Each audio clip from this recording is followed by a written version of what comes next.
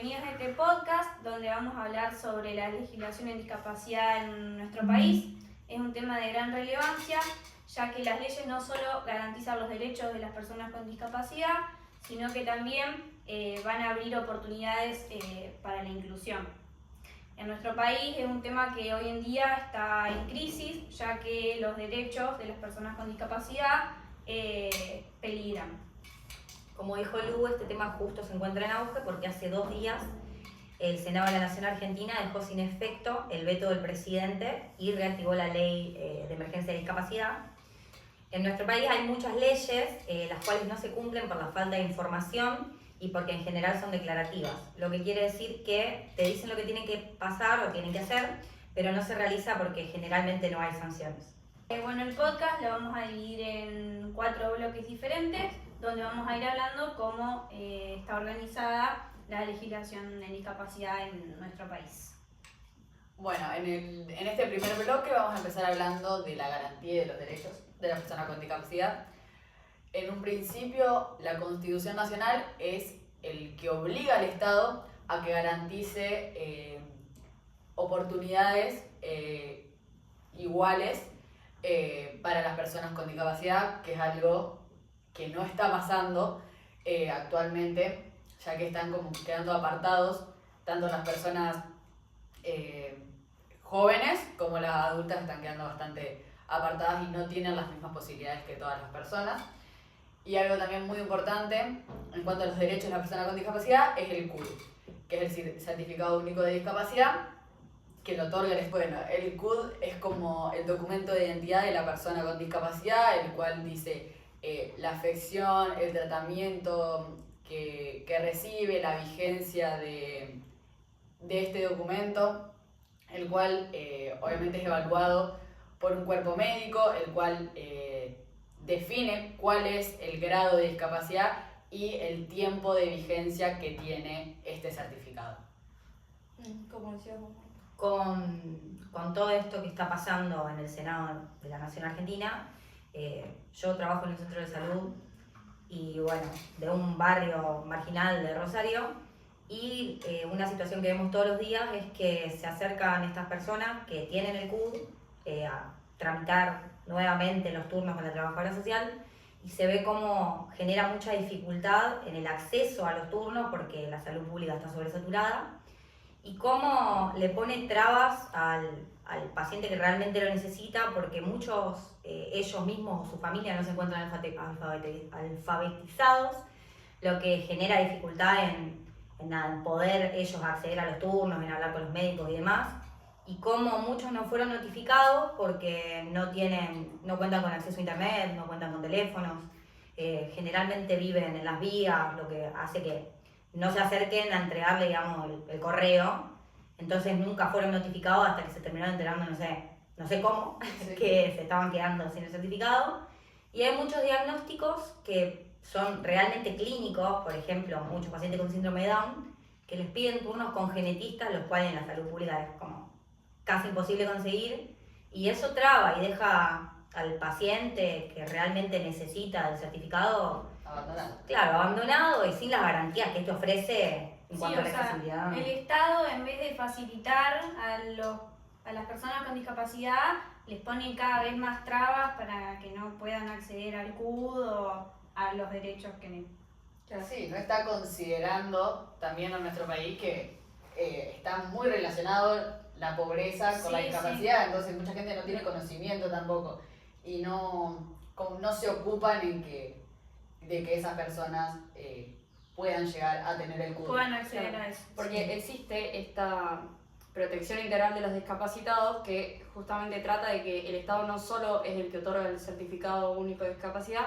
sino que es también el que se encarga de regular de que todos estos derechos se cumplan y por así decirlo, no dejar a las personas abandonadas, que es lo mismo que venían diciendo y es lo que se trataba en esta ley de emergencia, que se manifestaba eso, cómo el Estado con estos recortes o ahorros está dejando sin recursos aún más a personas que de por sí ya por esos niveles socioeconómicos o lo que sea ya están marginado. Sí, ya que la población con discapacidad ya es una población vulnerable. Independientemente del nivel socioeconómico, son poblaciones vulnerables y buscan el recorte en esa población. Sí, ya se asocia al hacinamiento, a la pobreza, a los niveles socioeconómicos bajos, y mucha gente realmente el CUD es con lo que cuentan como ingreso para movilizarse, para poder acceder a sus tratamientos, entonces... Es fundamental. Es fundamental. Es fundamental para la persona con discapacidad. Bien, y este financiamiento del Estado viene principalmente de lo recaudado que se regula en la ley de cheques, de organismos internacionales, tanto públicos como privados, y esto se va a derivar a que estas personas logren su autonomía, a la prevención, educación y cosas que vamos a hablar más adelante en distintos bloques. Vamos a hablar sobre la inserción laboral del discapacitado, más que nada haciendo énfasis en el trabajo en sí, en la jubilación y en la educación para la tarea. En nuestro país, según la ley, el Estado está obligado a guardar entre el 4 y el 5% de sus empleados o de su personal para emplear a personas con discapacidad. Bueno, siempre que la persona sea apta para la tarea y no por el hecho en sí de contratar un discapacitado. En el sector público es obligatorio y en el sector privado no es así, pero se le otorgan a los empleadores que contraten a discapacitados ciertos beneficios económicos si contratan a personas con discapacidad. Los incentivos de los que hablaba Martu son que las empresas que tengan empleados con discapacidad en relación de dependencia en un mercado laboral competitivo normal, van a poder deducir hasta el 70% del sueldo que se le paga al empleado con discapacidad con el impuesto a las ganancias que le corresponde pagar. Esto muchas veces pasa que las empresas privadas a veces abusan de esos beneficios económicos que tienen y contratan a personas con discapacidad solo para recibir esos... Sí, los ponen a hacer tareas inútiles, por así decirlo. Porque consideran que no tienen la capacidad y eso no es inclusión en el mercado laboral. Es simplemente hacerlo por un beneficio propio y no sí, hacerlo... pura y exclusivamente económico y también para dar una buena imagen. Sí, mejorar su imagen como empresa sí. y no Sí, incluirlo y que se sienta útil. Y le quita el valor a la Sí, persona. Totalmente. Afecta muchísimo su valía, lo cual para un discapacitado es muy importante. Sentirse Sí. válido, sentirse incluido en la sociedad es algo que hay que buscar. No, y con las empresas. ¿Qué empresa en Argentina vos vas y ves a una persona con discapacidad haciendo una tarea, cumpliendo un rol? Sí, Son muchas pocas, veces muy pocas. en las cadenas de comida rápida, en McDonald's, Sí. ponen a personas con síndrome de Down a hacer las publicidades o cosas así y puede generar una buena imagen como también... Más que nada para la publicidad, porque vos después cuando vas al lugar de cadena, a esta cadena, los encontrás haciendo tareas súper básicas como armar las bolsitas, armar las cajitas, que si bien es una tarea que alguien tiene que hacer, es como un poco estigmatizante que sea justo el empleado con síndrome de Down que haga eso, cuando se lo puede capacitar para otra cosa, porque no tienen generalmente algún retraso así muy mental como para no poder hacer otra Sí, hay personas que están totalmente indemnes intelectualmente que pueden cumplir cualquier tarea, una persona con discapacidad visual, auditiva, lesionado modular y es complicado, y menos en lo público, en las organizaciones estatales yo no he visto Sí, no. ninguna persona Yo tampoco. con discapacidad. Bueno, además de lo que dijo Lu, de trabajar en relación de dependencia, está el trabajo autónomo obviamente, que puede ser los dos trabajos de manera domiciliaria o ambulatoria, que obviamente tiene que estar todo adaptado para la persona con discapacidad. Estas personas que están insertadas en el mercado laboral van a recibir un incentivo monetario mínimo, una jubilación mínima y van a estar inscritos en el Ministerio de Trabajo. Y también están unos talleres protegidos que básicamente tienen el objetivo de preparar a la persona para insertarse en el mercado laboral. Hay diferentes tipos, pero no todas las personas tienen la posibilidad de meterse en estos talleres y las personas que están en estos talleres no tienen obra social, están totalmente amparados o protegidos por la ley. Sí, muchas veces esos talleres son inexistentes y las personas con discapacidad es muy difícil el acceso a esos talleres. Y están sobrepoblados. Pocos cupos. Sí. Y a veces son talleres Como que no generan una inserción laboral muy acorde. O sea, muy Claro. pocos pueden acceder a uno que realmente te genere la inserción a un mercado laboral. Sí, porque teóricamente tienen que simular el ambiente de la empresa y demás, pero no suele pasar. Y después, algo que debería pasar, pero no está pasando, es brindarle las oportunidades y garantizarle a los discapacitados el acceso a la educación superior. No pasa, la gran mayoría de los discapacitados no tiene el acceso a la educación, entonces si ya no tienen educación es muy complicado que se inserten en el mercado laboral. Sí, y no, en cuanto a las pensiones se va a considerar a una persona minusválida cuando el 33% o más Si no le permita generar su labor. Claro. tal cual, que tenga una limitación laboral. Estas pensiones van a incluir, estas personas van a estar dentro de un régimen especial de seguridad social para el empleo protegido, donde se les va a brindar incentivos, cobertura médica, Las prestaciones en especie, entre otras. En cuanto a las jubilaciones, deberán cumplir con 20 años de servicio y 45 años de edad en relación de dependencia. En cuanto a autonomía, deberán ser 50 años. Y obviamente se jubilarán por invalidez cuando ya no puedan desempeñar las tareas como lo hacían con normalidad.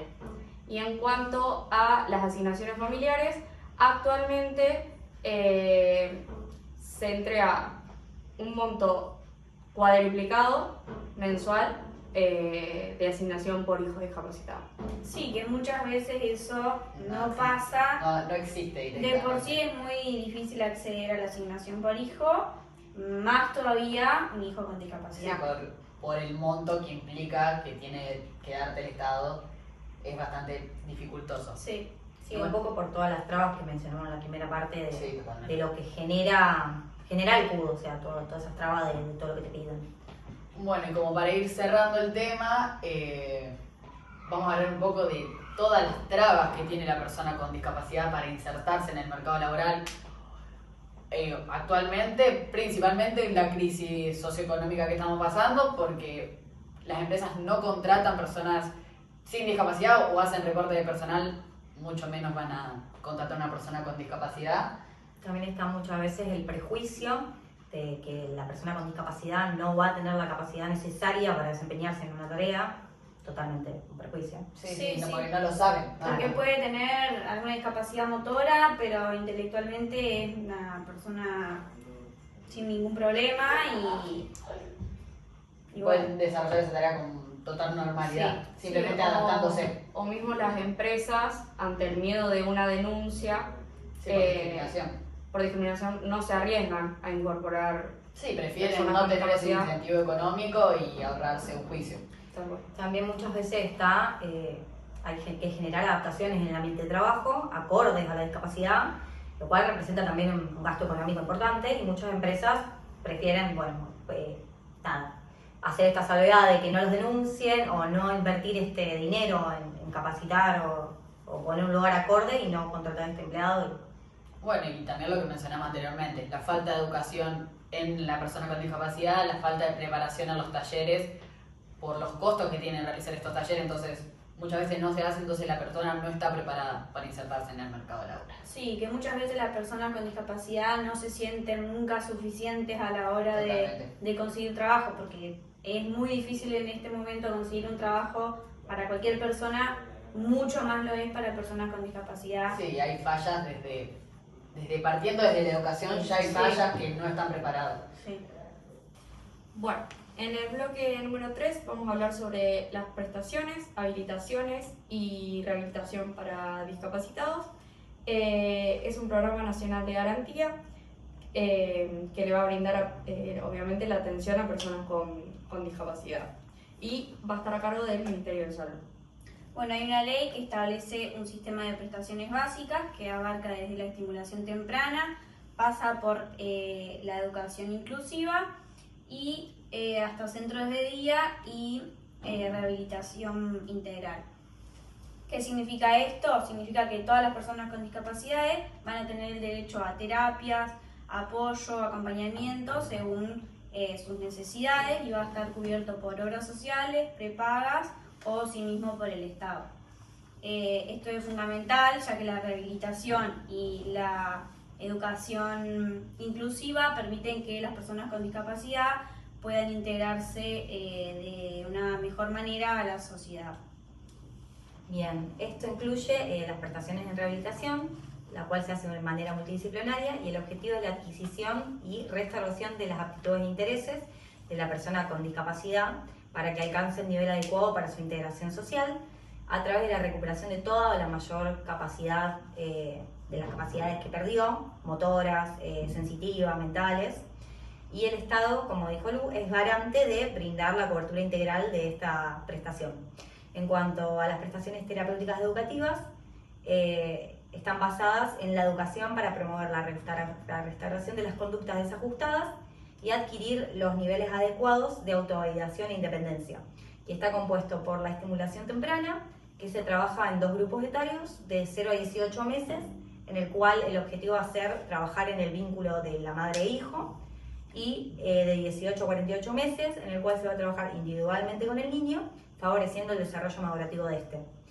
Y están los centros educativos terapéuticos que abarcan niños con mayor discapacidad, que tengan más limitaciones importantes en cuanto a su higiene personal, el manejo de sí mismos, la cognición, el aprendizaje, y se abarca de niños hasta los 25 años que no puedan asistir a una escolaridad, que tengan que actuar sí o sí con un asistente social o con, digamos, apoyo terapéutico, y no pueden superar los 30 años de asistencia a este espacio. Y en este grupo integramos patologías como los pacientes psicóticos, con autismo, con lesiones neurológicas, los que sufren de parálisis cerebral. Bien, en cuanto a las prestaciones educativas, como ya venía hablando Martu, tenemos como 2 grupos, la educación más adaptada y la educación normal, siempre obviamente acompañado de un equipo interdisciplinario para poder adaptar a la persona con discapacidad a esta educación normal y siempre adaptando todo a la persona. Y es muy importante como recalcar que siempre está diseñado según el tipo de discapacidad que tiene la persona. Nunca la adaptación va a ser igual para todas las personas. Comprende, bueno, por un lado la escolaridad para los niños pequeños, la capacidad laboral para los jóvenes y ya los talleres de formación laboral, como ya mencionamos antes, para las personas ya adultas. Tenemos la escuela común, que es de los 3 a los 6 años, obviamente siempre con un acompañamiento, generalmente de un asistente, una psicopedagoga, y la general básica, que puede ser en una escuela normal o en una escuela diferencial o especial, como se llama a veces, de 6 a 14 años. Y bueno, y la formación y la capacidad laboral, que son los talleres que mencionamos anteriormente. Y bueno, es importante mencionar, como dijo Martu también, los centros de día que están más que nada diseñados para personas con discapacidades severas. Desde los 14 años hay muchas personas también que están escolarizadas y a su vez asisten al centro de día para complementar, o en adultos que no pueden acceder a los servicios de educación y rehabilitación, que está pasando bastante. Y básicamente el objetivo de los centros de día es la independencia de la persona con discapacidad, que desarrolle su ABD y demás con naturalidad. Y también es un derecho muy importante de las personas con discapacidad, más que nada las que no son independientes, la capacidad de tener un asistente domiciliario, para más que nada el objetivo es evitar las internaciones y demás y que puedan seguir viviendo en su casa con esa ayuda.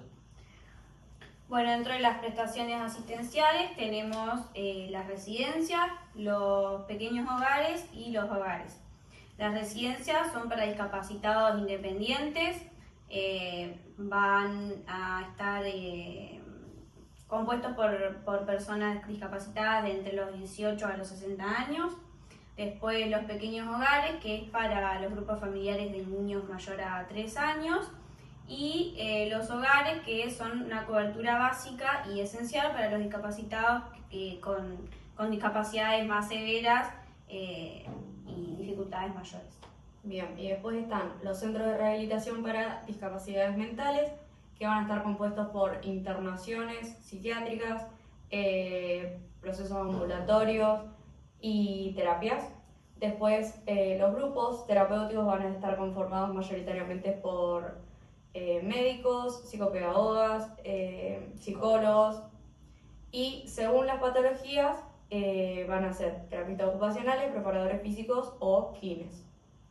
Bueno, principalmente lo que pasa actualmente es que no les pagan a estos profesionales, entonces no se están garantizando estos derechos porque no tienen acceso y todos los tratamientos se están cortando, porque al profesional no pagarse hace meses, las terapias se cortan y salen todos perjudicados. Las sesiones de estimulación temprana son carísimas y hay personas, como hablábamos al principio, que no tienen niveles altos de economía y es imposible acceder a estas terapias o ayudas que supuestamente son derechos para todos los discapacitados. Por eso son tan importantes estas prestaciones y que se cumplan. Sí, que se les pague a los profesionales para que todos los niños y personas y jóvenes con discapacidad puedan acceder al tratamiento, porque es fundamental para la sociedad, más que nada para su independencia. Sí, también en cuanto a relación de lo que es la discapacidad y el nivel socioeconómico bajo, hay que tener en cuenta que muchos no van a poder acceder de manera privada, ¿Sí? En cuanto al nivel socioeconómico que manejan, entonces hay que pagarle a los profesionales también que trabajan en el ámbito público y mantener esos espacios, financiándolos, no desfinanciar esos espacios porque esa gente se queda sin la cobertura, porque el que pueda asistir de manera particular, bueno, hará el esfuerzo y lo pagará, y sí, el que no se quedará, social, claro, se quedará sin que esa pagar de función. manera particular, Sí, porque las obras sociales tampoco se están haciendo cargo, como decía Lu, que es su función de garantizar este derecho también. Muchas obras sociales en este momento no funcionan para la parte de kinesiología. No. Sí. Bueno, ahora en el último bloque, para ir terminando, vamos a hablar de las barreras, de la accesibilidad o adaptaciones y los beneficios que tienen las personas con discapacidad. Para empezar con las barreras, no va a haber nunca inclusión si tenemos las barreras psicológicas, sociales, comunicacionales, lo social, principalmente la discriminación. Después, bueno, las barreras urbanísticas o arquitectónicas que se consideran que son las más fáciles de hacer, pero son más caras, entonces no se hacen. Y las culturales, que son las más complicadas, porque cuando ya hay una creencia instalada, es muy complicada cambiarle la mentalidad hacia más que nada a las personas más grandes. A las empresas. Sí, por suerte ahora Ahora se está ampliando un poco más, pero sigue habiendo igualmente, gente sí, con la muy cabeza cerrada. muy cerrada que piensa que las personas con discapacidad tienen que quedarse en la casa y no hacer otra cosa porque no sirven para nada. es lo que les tocó. Sí. Bueno, en cuanto a las adaptaciones, tenemos como dos tipos más que nada en cuanto a las urbanísticas, que son las de circulación horizontal y las de circulación vertical.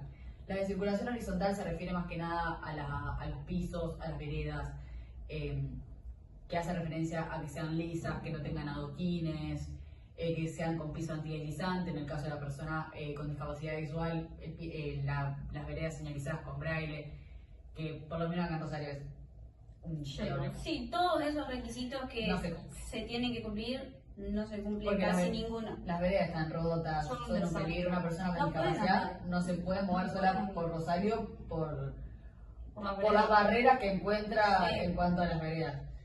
Y después tenemos las de las verticales, que hace referencia a las rampas, a los ascensores.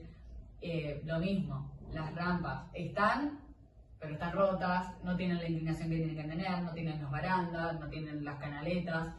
Después los ascensores, todos los ascensores tendrían que tener una puerta ancha y ser anchos en el interior para que por lo menos una persona con silla de ruedas pueda girar sobre su propio eje, la botonera de alcance, con braille también los botones. En algunos está, pero no es algo que se vea. Más que nada en los edificios muy nuevos y que se invierte mucha plata en edificios antiguos, No, está todo... Está todo en altura y no está señalizado. Sí, nada está adaptado para las Para personas nada. con Los discapacidad. ascensores viejos que tienen las dobles puertas manuales. Eso sí. La persona con discapacidad no podría entrar sola a su casa. No. Y bueno, y es importante saber que no todas las discapacidades son iguales, como dijimos, persona con silla de ruedas, persona con discapacidad visual, auditiva. Los carteles que están en la calle son todos visuales y la persona que tiene discapacidad visual nunca se va a enterar. Y entonces hay que saber que todas las personas tienen necesidades diferentes y para tratar de dar soluciones hay que verlo desde un poco de cada lado. No solamente adaptar todo para la persona que está en silla de ruedas, adaptar todo para la persona que tiene discapacidad visual o auditiva y demás, porque hay 1 millón de discapacidades y todos necesitan cosas distintas. Ujú.